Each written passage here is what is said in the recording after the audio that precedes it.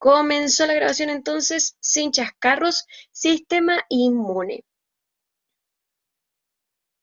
Lo que vamos a empezar hoy día ya como cátedra. Ya les dejé ahí un pequeño meme o caricatura, ¿cómo decirlo? Miren la gripe, atrápenla.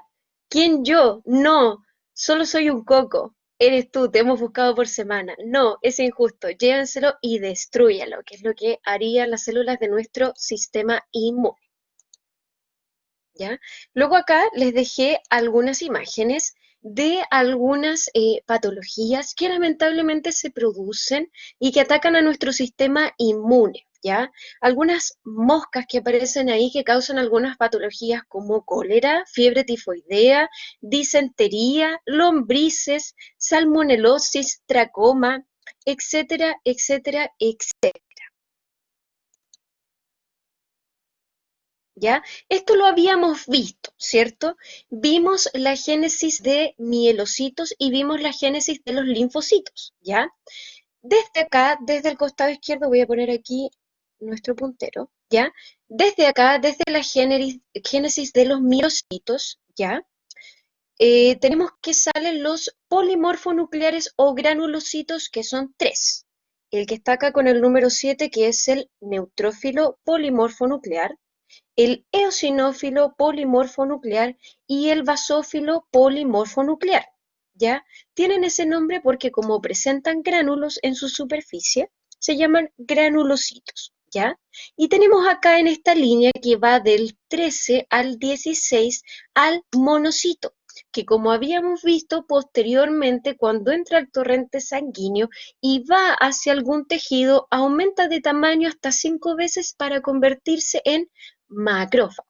¿Qué características tiene esta línea mieloide? Se forma de manera exclusiva en la médula ósea, ¿ya? En el costado derecho tenemos la génesis de los linfocitos, linfocito T, linfocito B y también la célula natural killer, ¿ya? Vimos, por ejemplo, dónde se formaba el linfocito T y el linfocito B y vimos que el linfocito T se preprocesaba o maduraba ya en el timo, y el linfocito B, durante la mitad de la vida fetal, se origina en el hígado y luego de la mitad de la vida final hasta el nacimiento en la médula ósea, ¿ya? Estas células también se producen en ganglios linfáticos, timo y amígdalas, ¿ya? Bueno, aquí también tenemos la línea 3, que es la de las megacariocitos, que es la que forma las plaquetas, ¿ya? Hay dentro de este grupo también de los mielocitos. Entonces, ¿en qué proporción están estas células en nuestro organismo? ¿Ya? Los leucocitos están 7000 por microlitro de sangre, ¿ya? 7000 leucocitos por microlitro de sangre. ¿Y en qué porcentaje se dividen? Las células más abundantes son los neutrófilos con un porcentaje de un 62%. Le siguen los linfocitos con un 30% y vemos que las células menos abundantes son los basófilos, que alcanzan un 0,4%. Ahora, ¿cuánto viven estas células en nuestro organismo? Los granulocitos, después de que salen de la médula ósea, viven normalmente 4 a 8 horas circulando en sangre y 4 a 5 días en los tejidos donde son necesarios, ¿ya? Vemos que esto también varía dependiendo de la batalla que nuestro sistema inmune esté librando en ese momento, ¿ya? ¿Por qué? Porque si estamos pasando por un proceso infeccioso importante o estamos luchando contra un agente patógeno importante, este tiempo de vida se va a ver disminuido porque la cantidad de polimorfonucleares o granulocitos se va a ir generando de forma mucho más rápida por la médula ósea, ¿ya? Los monocitos viven entre 10 a 20 horas en sangre y los linfocitos tienen una vida que puede ser de semanas o incluso de meses. Sigamos. ¿Qué atrae a los leucocitos? ¿Qué hace que el leucocito sepa que tiene que ir a un órgano o a un tejido en específico? ¿Ya? Lo vamos a ver ahora. ¿Ya? existe un proceso muy importante, no sé si lo habían escuchado antes, que se llama quimiotaxis, ¿ya? Que es lo que aparece aquí en la parte inferior. Y este proceso permite que las células de nuestro sistema inmune vayan hacia zonas en donde se necesite que ellos se presenten y trabajen, ¿ya? ¿A través de qué mecanismo? De un mecanismo que se conoce como diapédesis, que es lo que aparece aquí en la parte superior, ¿ya? ¿Qué hace este proceso de diapédesis? Primero, permite que se aumente la permeabilidad del vaso sanguíneo. Luego un proceso de marginación en donde la célula se pega a las paredes del vaso. Y por último, la diapédesis, ¿ya? Diapédesis es el proceso que permite que la célula pase a través del capilar del vaso sanguíneo sin destruirlo, ¿ya? Diapédesis es una palabra griega, ¿ya? Viene del griego diapedán, que significa atravesar, ¿ya?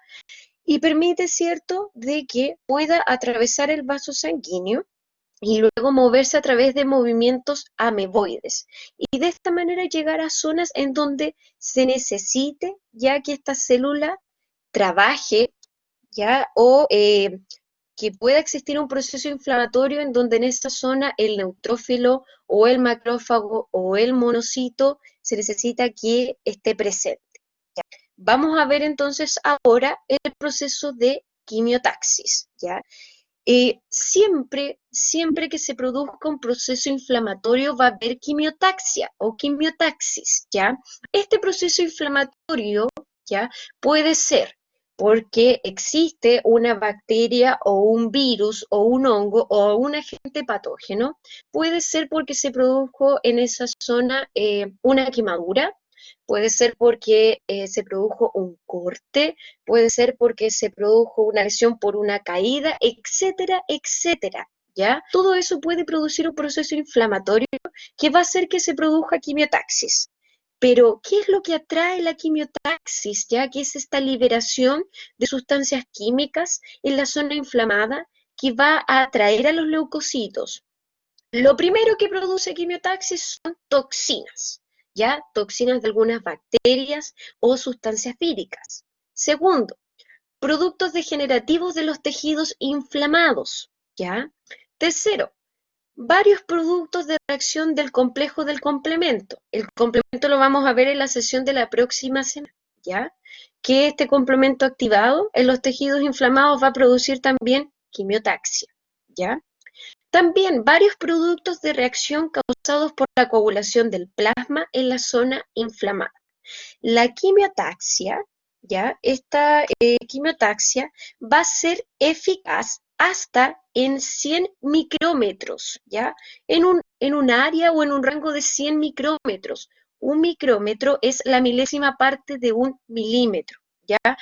Hasta un rango de 100 micrómetros es la quimiotaxia posible para atraer a las células cercanas de esa zona y decir, oye, neutrófilo, te necesito, ven, aquí hay un agente patógeno que tenemos que tratar o hay una sustancia extraña, necesito que vengas.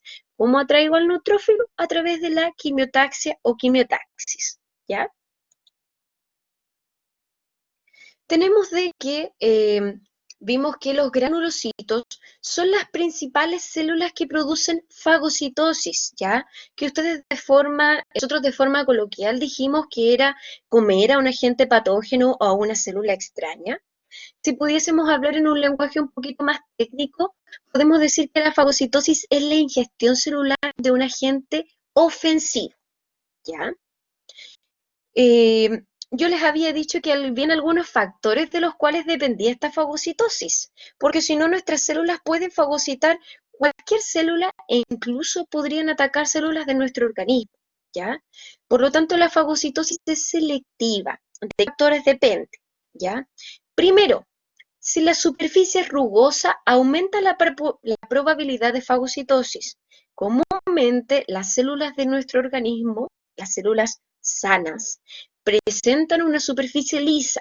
Por lo tanto, si nuestro macrófago, neutrófilo, monocito ve una célula con una superficie rugosa, probablemente él va a decidir que esa sustancia hay que fagocitar. Segundo, la mayoría de los tejidos muertos y partículas extrañas no tienen cubiertas protectoras, lo que las hace susceptibles a la fagocitosis.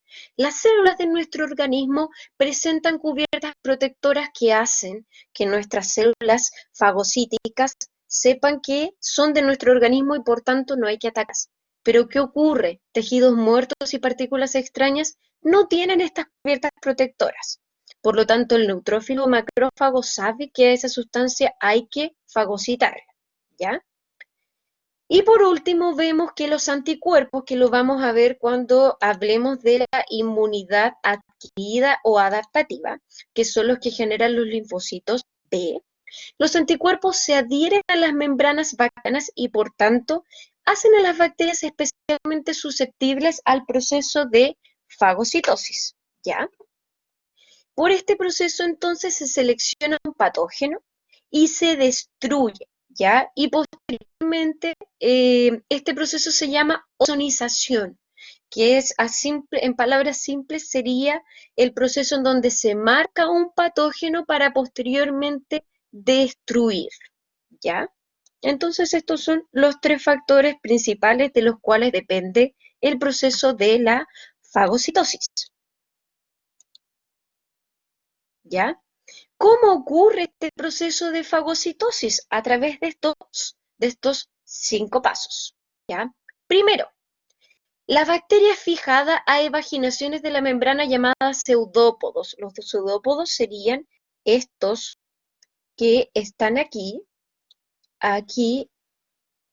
en color piel, ¿ya? Como estos cachitos serían los pseudópodos, que son los que atrapan a la bacteria. Posteriormente, esta bacteria va a ser ingerida, con lo que se forma un fagosoma, que es lo que se muestra aquí, un fagosoma. ¿Qué pasa con este fagosoma? Este fagosoma se va a unir a un lisosoma, que es este que está aquí. Se va a unir con este lisosoma y este lisosoma presenta unas enzimas digestivas, ¿ya? O enzimas lisosómicas. ¿Qué es lo que hacen? Van a digerir a esta bacteria, ¿ya? Van a digerir a esta bacteria y posteriormente estos productos de la digestión van a ser expulsados de la célula a través de un proceso conocido como exocitosis, ¿ya? Entonces, este proceso de fagocitosis que se divide en estos 5 pasos, ¿cierto? Permite la destrucción de esta bacteria, ¿ya? Además de este proceso que vimos recién acá, eh, los neutrófilos y macrófagos tienen sustancias bactericidas que van a matar a la mayoría de las bacterias, incluso cuando estas enzimas lisosómicas no las puedan digerir, ¿ya? Existen algunas bacterias, algunas malditas bacterias que tienen cubiertas protectoras, ¿ya? U otros factores que van a evitar que estas enzimas lisosímicas las puedan digerir. ¿Y qué hacen nuestros neutrófilos y macrófagos? ¿Ya? Tienen algunas sustancias súper poderosas que van a permitir destruir la pared de estas bacterias, ¿ya? Van a tener entonces varias sustancias oxidantes poderosas, ya que están formadas por enzimas que van a estar presentes en la membrana del fagosoma, ¿ya? O por un orgánulo especial que se llama peroxisoma, que se los dejé anotadito en la parte inferior, peroxisoma, ¿ya? Entre estas sustancias sumamente poderosas que tienen los neutrófilos y macrófagos se encuentra el superóxido, ¿ya?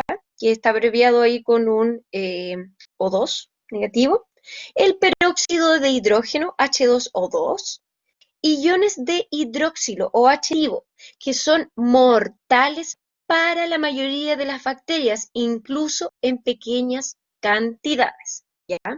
Esto permite que nuestros neutrófilos y macrófagos puedan fagocitar a gran cantidad de bacterias, ¿ya? Ahora, lamentablemente, existen algunas bacterias como por ejemplo el bacilo de Koch, que es el bacilo de la tuberculosis, que tiene cubiertas que son resistentes a esta digestión lisosómica, ¿ya? Y también secretan sustancias que van a resistir de manera parcial estos efectos microbicidas de los neutrófilos y de los macrófagos, y son responsables de algunas enfermedades crónicas, como por ejemplo la TBC o tuberculosis, ¿ya?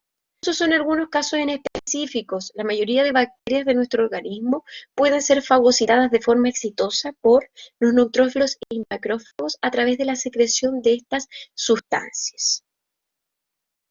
¿Vamos bien hasta acá, chicos? ¿Alguna duda o consulta? Vayan levantando la manito si tienen alguna duda. Tenemos entonces también ahora nuestro sistema monocito macrofágico, o también conocido como sistema retículo endotelial, ¿ya? ¿Qué característica tiene este sistema monocito macrofágico? ¿Ya? Este sistema eh, permite, ¿cierto?, la destrucción de muchos agentes o patógenos en distintas partes de nuestro organismo, ¿ya? Tenemos, ¿cierto?, de que el macrófago previamente fue, ¿cierto?, un monocito, ¿ya? Después de que este monocito entre en los tejidos y se convierta en macrófago, existe una porción o una cantidad de monocitos que va a permanecer en el tejido y que puede estar ahí meses o incluso años, hasta que sea requerida su función protectora local específica, ¿ya? No todos los monocitos inmediatamente se van a transformar en macrófagos. Hay monocitos que permanecen silentes en nuestros tejidos hasta que, ¡boom!, necesito, monocito, que te transformes en macrófago, comienza a ser estimulado, monocito crece de tamaño y se transforma en macrófago, ¿ya? Cuando es estimulado de manera adecuada, ¿ya? Cuando se estimula de manera adecuada, va a romper sus inserciones y se va a convertir en un macrófago móvil, ¿ya? ¿Qué característica tiene este macrófago móvil? Que responde a la quimiotaxia, ¿ya? Y a todos los estímulos relacionados con el proceso inflamatorio, ¿ya? ¿Cuáles son las células entonces que componen este sistema monocito macrofágico? Los monocitos, los macrófagos móviles, los macrófagos tisulares que se encuentran fijos en un tejido, y unas pocas células endoteliales especializadas en la médula ósea, en el vaso y también en los ganglios linfáticos, ¿ya? Comúnmente en la literatura ustedes lo van a encontrar como sistema monocito macrofágico y como sinónimo como sistema retículo endotelial, ¿ya? Que en palabras generales es el sistema fagocítico generalizado, localizado en todos los tejidos, ¿ya? En especial en las zonas de tejido donde deben destruirse gran cantidad de partículas, toxinas y otras sustancias que pudiesen ser indeseables. Si nos vamos a la siguiente diapositiva, tenemos acá un ovulillo hepático con las células de Kupffer, ¿ya? Me parece que alguno de ustedes lo nombró en algún momento cuando hablamos de células especializadas de nuestro sistema inmune. ¿Qué características tienen estas increíbles células de Kupffer en nuestro hígado? ¿Ya? Tenemos de que a través de nuestro sistema digestivo, con lo que nosotros ingerimos, es un medio por el cual pueden ingresar algunas bacterias y pueden invadir nuestro organismo, ¿ya? A través de nuestra mucosa intestinal y hacia la sangre portal va a pasar constantemente un número alto de bacterias que está presente en los alimentos que nosotros ingerimos, ¿ya? Antes de que esta sangre entre a la circulación general, va a pasar a través de los sinusoides hepáticos, que son los que se muestran aquí en la parte superior, ¿ya? ¿Qué característica va a tener esto? Estos sinusoides hepáticos están recubiertos por macrófagos tisulares, que son las células de Kupffer, que son las que aparecen aquí, las células de Kupffer, que también aparecen aquí en la parte inferior, ¿ya? Estas células de Kupffer forman un sistema de filtración de partículas que es sumamente eficaz y hace que casi ninguna de las bacterias del aparato digestivo pase de la sangre a nuestra circulación sistémica general, ¿ya? De hecho, incluso existen imágenes que dicen de que estas células son tan eficaces que fagocitan bacterias en menos de 0,01 segundo, ¿ya? Este es un ejemplo de nuestro sistema monocicrofágico, ¿ya? En el hígado. Las células de Kupffer. Luego tenemos acá una imagen del proceso inflamatorio, ¿ya? Como habíamos dicho, cualquier proceso inflamatorio va a activar la quimiotaxia y por tanto la llegada de leucocitos hacia esta zona inflamatoria. ¿Qué ocurre comúnmente cuando existe un proceso inflamatorio? Primero, vasodilatación de los vasos sanguíneos locales, ya que es algo característico dentro del proceso inflamatorio, ¿ya? Y aumento de la permeabilidad capilar. Y este aumento también de la permeabilidad capilar va a hacer de que se fuguen grandes cantidades de líquido hacia los espacios intersticiales o hacia el intersticio, ¿ya? También va a ocurrir coagulación del líquido en los espacios intersticiales producto de la formación o la presencia de fibrinógeno, migración de un gran número de granulocitos y monocitos al tejido y también tumefacción, ¿ya? Que en palabras simples la tumefacción también la podemos definir como hinchazón o como un aumento de volumen de las células, ¿ya? Todo esto que ocurre dentro de un proceso inflamatorio va a producir liberación de ciertas sustancias, como por ejemplo la histamina, ¿ya? Que aparece acá, y otras sustancias como por ejemplo bradicinina, la serotonina, las prostaglandinas, ¿ya? Algunos productos de reacción del sistema del complemento que dijimos que lo vamos a ver la sesión de la próxima semana, ¿ya? Algunos productos de reacción del sistema de coagulación de la sangre y algunas sustancias llamadas linfocina que liberan los linfocitos T sensibilizados. Ya en la clase de hoy nos estamos enfocando en la inmunidad innata y la próxima sesión vamos a hablar de lleno de linfocito T y linfocito B. ¿Ya? Estas sustancias que nombré recién como histamina, bradicinina, serotonina, prostaglandinas, etcétera, etcétera, van a activar con fuerza nuestro sistema eh, monocito macrofágico y en pocas horas los macrófagos van a devorar los tejidos destruidos, ¿ya? Sin embargo, a veces también estos macrófagos lamentablemente van a lesionar células tisulares que están todavía vivas, células o tejidos sanos. Lamentablemente también va a ocurrir, ¿ya? Así como van a digerir tejido necrótico o muerto dañado, también pueden destruir células o tejidos sanos y es parte del proceso de la inflamación, ¿ya? Uno de los primeros resultados de la inflamación es que se permite aislar la zona lesionada de los restos de los tejidos, ¿ya? El espacio tisular y linfático de esta zona inflamada se va a bloquear por coágulos de fibrinógeno, ¿ya? De manera que durante algún tiempo apenas va a fluir líquido a través de estos espacios, ¿ya? Este proceso se conoce como tabicación. ¿Y qué es lo que hace? Retrasa la diseminación de las bacterias y productos tóxicos, ¿ya? Y esto es lo que comúnmente uno ve en un proceso inflamatorio. Aquí muestra, por ejemplo, que se enterró, no sé, un pedacito de astilla, y nosotros vemos que alrededor de esa zona está enrojecido, hay un aumento del volumen, existe hinchazón, hay una coloración rojiza. Todo ese proceso inflamatorio tiene como fin controlar la sustancia, ya sea bacteria, virus, hongo o lo que sea que cruzó la barrera de la piel y permite controlar que estas sustancias no se diseminen por el resto de nuestro organismo. Por eso que es tan importante el proceso inflamatorio. Ya, sigamos entonces. Ustedes me hablaron muy bien de nuestras barreras, ¿ya? Que teníamos una primera barrera, una segunda barrera y una tercera barrera. Acá yo les traigo las líneas de defensa, que es diferente a a las barreras primarias, secundarias y terciarias, ¿ya?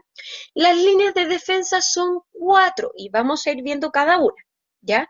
Tenemos una primera línea de defensa que la generan los macrófagos tisulares, ¿ya? Los macrófagos tisulares, que como habíamos visto son los macrófagos que están ahí en el tejido, son los primeros en dar la batalla, ¿ya? Ya sean los histocitos que están en el tejido subcutáneo, los macrófagos alveolares que están en nuestros pulmones, la microglía que están en el céfalo, ¿ya? U otros son los que comienzan inmediatamente las acciones fagocíticas, ¿ya? Estas son nuestra primera línea de defensa. Cuando se activan por los productos de la infección y de la inflamación, el primer efecto va a ser el aumento de tamaño de estas células, ¿ya? También lo que va a pasar es que nosotros habíamos visto que habían algunos macrófagos que estaban fijos, ¿cierto? Y que son comúnmente macrófagos sésiles, ¿ya? Sésil quiere decir que está fijado a una estructura. ¿Qué pasa? Que estos macrófagos se van a activar, van a perder sus inserciones y se van a hacer macrófagos móviles y van a formar nuestra primera línea de defensa frente a la infección. ¿Durante cuánto tiempo? Comúnmente durante la primera hora, ¿ya? La primera línea de defensa, macrófagos tisulares durante la primera hora. Nuestra segunda línea de defensa la dan la invasión de neutrófilos de la zona inflamada, ¿ya? Y va a ser nuestra segunda línea de defensa, ¿ya? ¿Qué características tiene nuestra segunda línea de defensa? Ocurre después de la primera hora, ¿ya? Después de la primera hora, ¿ya? En la etapa de inflamación, se van a liberar ciertas citoquinas inflamatorias, como el factor de necrosis tumoral, la interleucina 1, algunos productos bioquímicos que se producen por los tejidos inflamados y que van a iniciar ciertas reacciones, ¿ya? Todas estas son sustancias que se producen dentro del proceso inflamatorio, como el TNF o factor de necrosis tumoral, la interleucina 1 y algunas otras sustancias. ¿Qué es lo que van a hacer? Van a provocar una mayor expresión de las moléculas de adhesión, como las selectinas, que son las que aparecen aquí. Estas de aquí son las selectinas, ¿ya? Va a provocar una mayor adhesión de estas moléculas que se llaman selectinas, ¿ya? Y también de otras moléculas que se llaman ICAM, que son las que aparecen aquí en la parte inferior, y ahí también la voy a destacar, ¿ya? Denme un segundito que voy a conectar el cargador del computador y empiezo a tiro. Ahí sí, ya, conectado. Entonces, tenemos que se van, ¿cierto?, a activar o va a haber una mayor expresión de estas sustancias que son la selectina ECAM1, ¿ya? Estas, es cierto, van a aumentar la expresión de estas moléculas de adhesión, son moléculas de adhesión y que van a permitir, ¿ya? Van a permitir que en este caso el neutrófilo, que es la célula que se muestra en la imagen, se pueda adherir, se pueda unir a esta selectina, ¿ya? Y de esta manera pegarse a la pared del vaso sanguíneo, ¿ya? Pegarse a la pared del vaso sanguíneo. Este proceso se denomina marginación. Anoten por ahí. Marginación, ¿ya? Que es este proceso en donde estas moléculas de adhesión se unen al receptor que tiene el neutrófilo, ¿ya? Que son comúnmente moléculas que se llaman integrinas, ¿ya? Y que hacen que se peguen a la pared del capilar, ¿ya? Este proceso se denomina marginación y provoca finalmente ¿qué? ¿Cómo se llama este proceso de acá? Que lo vimos delante.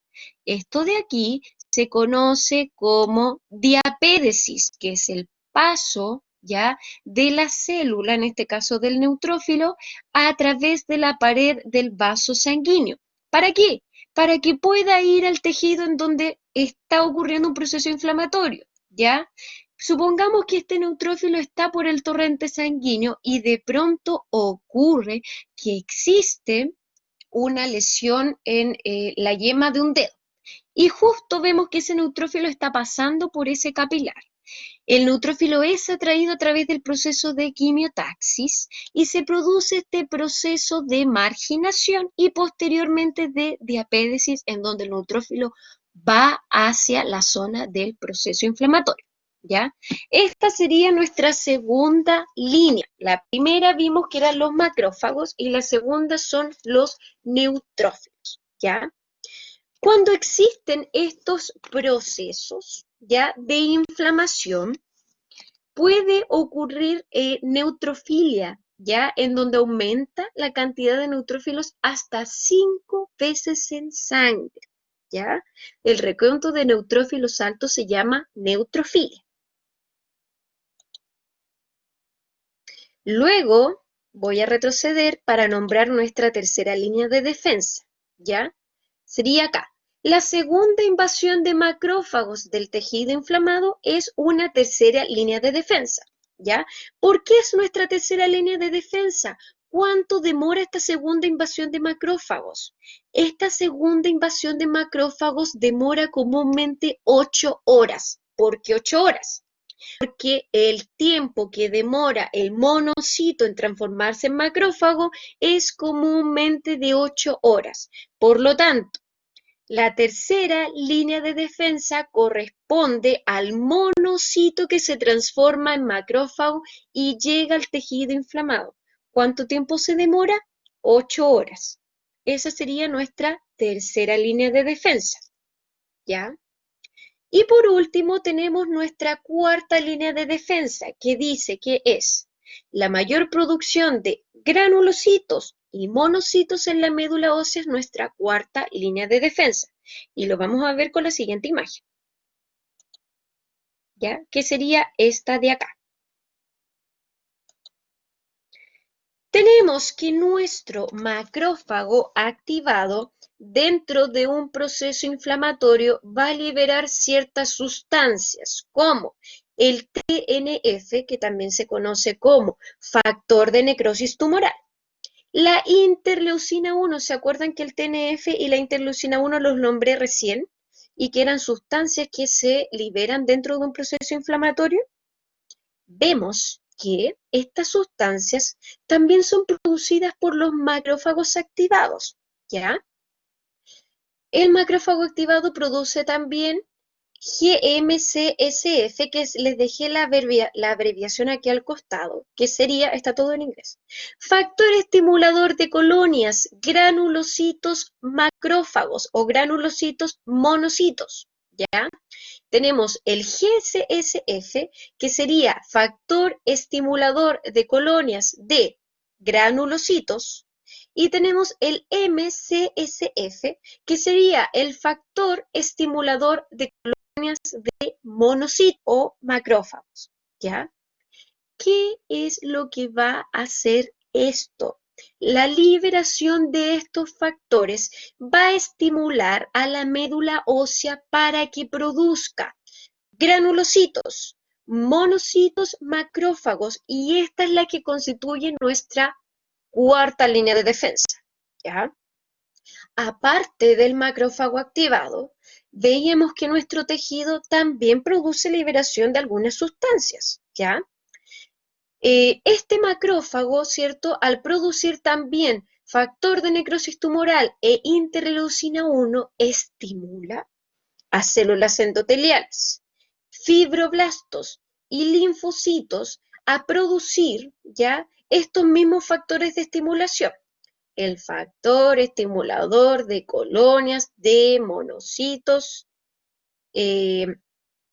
de monocitos granulocitos, el factor estimulador de colonias de granulocitos, el factor estimulador de colonias de monocitos, y estos también van a estimular a nuestra médula ósea para liberar más granulocitos, monocitos, que posteriormente se transforman en macrófagos. Y esta es nuestra cuarta línea de defensa, ¿ya?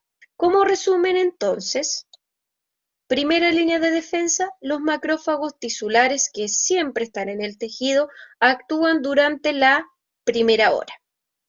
Invasión de neutrófilos de la zona inflamada, segunda línea de defensa. ¿Cuándo empiezan a actuar? Después de la primera hora. Segunda invasión de macrófagos del tejido inflamado, tercera línea de defensa. ¿En cuánto tiempo empiezan a actuar? Después de las 8 horas, y que es el tiempo que demora el monocito en convertirse en macrófago. Y por último, la mayor producción de granulocitos y monocitos en la médula ósea. ¿Cuánto tiempo se demora esto? De 3 a 4 días. Y esta sería nuestra cuarta línea de defensa, de 3 a 4 días. ¿Estamos claros hasta aquí? ¿Alguna duda o consulta antes de continuar? ¿Se entienden las líneas de defensa? Y que no es lo mismo que las barreras, que ustedes me hablaron de una primera barrera o una segunda barrera.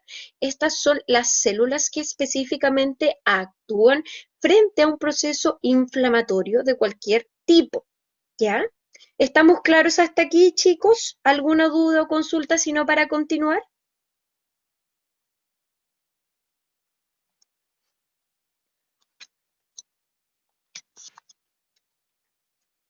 Ya, todo bien, excelente. No, profe, ninguna, todo bien, profe, excelente. Si tienen dudas o consultas, chicos, por favor, háganmelo. A veces puedo ir un poco rápido, por eso, si tienen alguna duda o consulta, levanten la manito nomás, ¿ya? Vamos entonces a hablar ahora qué características tienen estas células granulocitos, ¿ya? Que vimos que los granulocitos son tres, los eosinófilos, los basófilos y los neutrófilos. ¿Qué características tienen? Tenemos primeramente acá el eosinófilo, ¿ya? Hay dos funciones principales conocidas respecto al eosinófilo. La primera es que ataca parásitos y la segunda es que es partícipe en las reacciones alérgicas, ¿ya? Eh, Estos eosinófilos atacan parásitos por medio de moléculas de superficie especiales y liberan sustancias que matan a muchos parásitos, ¿ya? Por eso son bastante importantes los eosinófilos, ¿ya? Tienen algunas enzimas hidrolíticas que están presentes en sus gránulos y también liberan de sus gránulos un polipéptido, la herbicida llamado proteína principal básica, ¿ya? Que son algunas de las sustancias que atacan a los parásitos, ¿ya? ¿Por qué les dejé ahí la imagen de este cerdito en la parte superior? Para que ustedes se acuerden, ¿ya? De la relación que tienen los parásitos con los eosinófilos, ¿ya? Hay, lamentablemente, una patología, una enfermedad parasitaria que produce eosinofilia o aumento de los eosinófilos y es la triquinosis. No sé si ustedes lo habían escuchado, es muchas veces frecuente en el campo y que se da lamentablemente porque se consume un parásito que es la trichinela y que es un gusano que está presente en la carne del cerdo. Lamentablemente, si ustedes consumen carne de cerdito que no esté bien cocida, puede ser que coman el gusano que está presente en la carne de cerdo y se enfermen de triquinosis, ¿ya? Entonces les dejé la imagen del cerdito para que hagan la asociación entre cerdito y eosinófilos, parásitos y eosinófilos, ¿ya? Tenemos también de que existen algunas reacciones alérgicas en donde pueden tender a acumularse, ¿ya? Eh, Eosinófilos, ¿ya? Tienden a acumularse en tejidos, ¿cierto?, donde se producen reacciones alérgicas como los tejidos peribronquiales de los pulmones en las personas que presentan asma y en la piel después de las reacciones alérgicas de tipo cutáneas, ¿ya?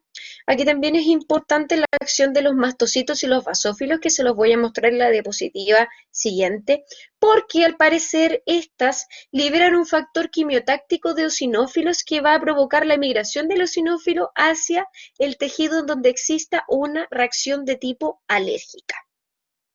Y vamos a ver ahora entonces qué hace el basófilo y el mastocito, ¿ya?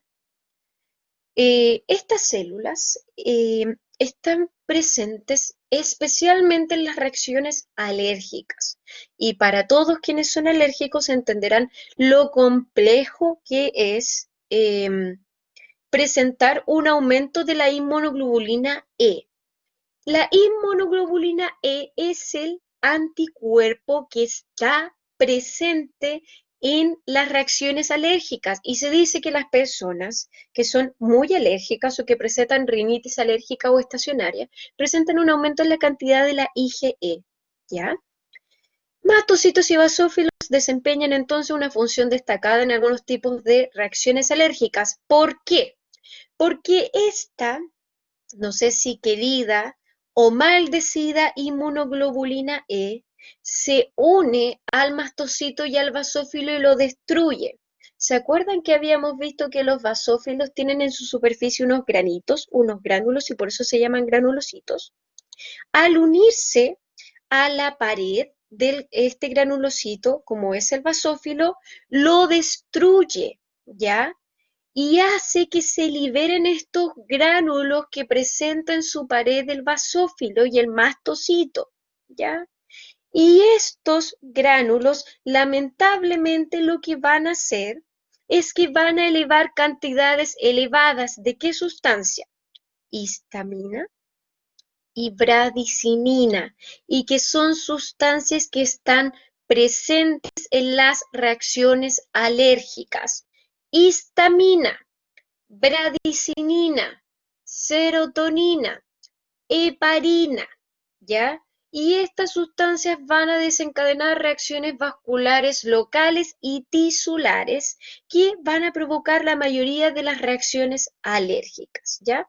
Entonces les dejé ahí a una mujer que probablemente está estornudando para que haga la relación entre basófilos y mastocitos con la inmunoglobulina E y las reacciones alérgicas, ¿ya?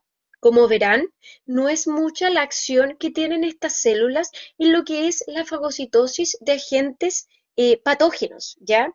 A diferencia de lo que vimos de la acción y de la pega fundamental que tiene el neutrófilo y el monocito, que también se convierte en macrófago. Esto de aquí ya lo vimos, ¿ya? Y este cuadro se los mostré.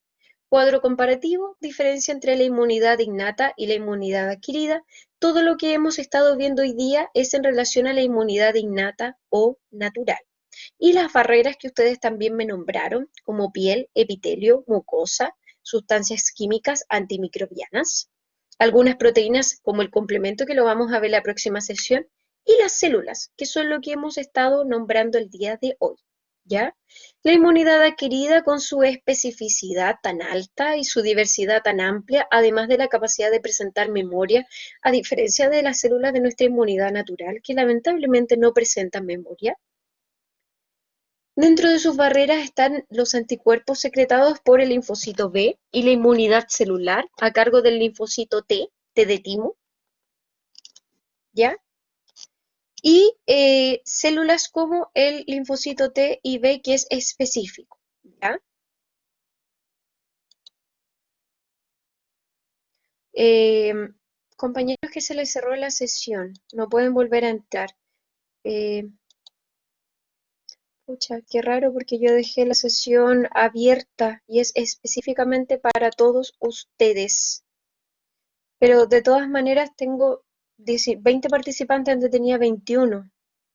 No debe ser más de una persona. Ya, de todas maneras estamos terminando, Camila. ¿Ya? Este cuadro de acá, versus inmunidad pasiva versus inmunidad activa, también se los mostré, ¿se acuerdan?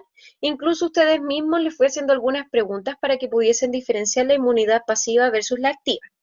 La inmunidad pasiva, en donde surge después de recibir anticuerpos de otra persona o de otra parte, puede ser natural a través de la leche materna o puede ser artificial. Anticuerpos que son recibidos de un medicamento, de una inyección o de una infusión de gamma globulina, ¿ya? Y la inmunidad activa, en donde yo creo el anticuerpo, puede ser de manera natural y que es la forma clásica de generar anticuerpos que son desarrollados en respuesta a una infección, y la artificial, que son desarrollados en respuesta a una vacuna, ¿ya? En esta vacuna, ¿cierto? Yo genero una inyección de un antígeno que puede estar debilitado, ¿ya? O que puede estar atenuado para que mi sistema inmune genere anticuerpos específicos contra ese antígeno, ¿ya? Y con esto vamos a terminar. Antígeno vimos que era una proteína, ¿ya? Esta proteína tiene que tener una masa molecular grande, yo les había dicho aproximadamente de 8000 o más, ¿ya? Vemos acá un antígeno, que es lo que está con color dorado, ¿ya? Y tenemos acá la imagen de un anticuerpo 1 y acá de un anticuerpo 3, ¿ya? Además dice, el proceso de la antigenicidad suele depender de grupos moleculares repetidos de forma regular que son llamados epítopos, ¿ya? Para que una sustancia sea antigénica debe tener estos grupos moleculares repetidos alrededor de su membrana que se llaman epítopos. Vemos que este epítopo se está uniendo a este anticuerpo, producto de que es compatible, ¿ya? Y vemos que este epitopo 3 se está uniendo a este anticuerpo 3 porque son como piezas de Lego, ¿ya? Y en este caso, esta sustancia, este antígeno, tiene este epitopo que es específico para que este anticuerpo se una y lo ataque. Y este epitopo 3, ¿ya? Tiene esta forma en específico que se une a este anticuerpo 3 para que sea atacado y posteriormente destruido, ¿ya? Yo creo, chicos, que lo vamos a dejar hasta aquí y la próxima sesión vemos lo que sería la inmunidad específica o adaptativa. Esta presentación se las voy a enviar, voy a dejar de grabar, se las voy a enviar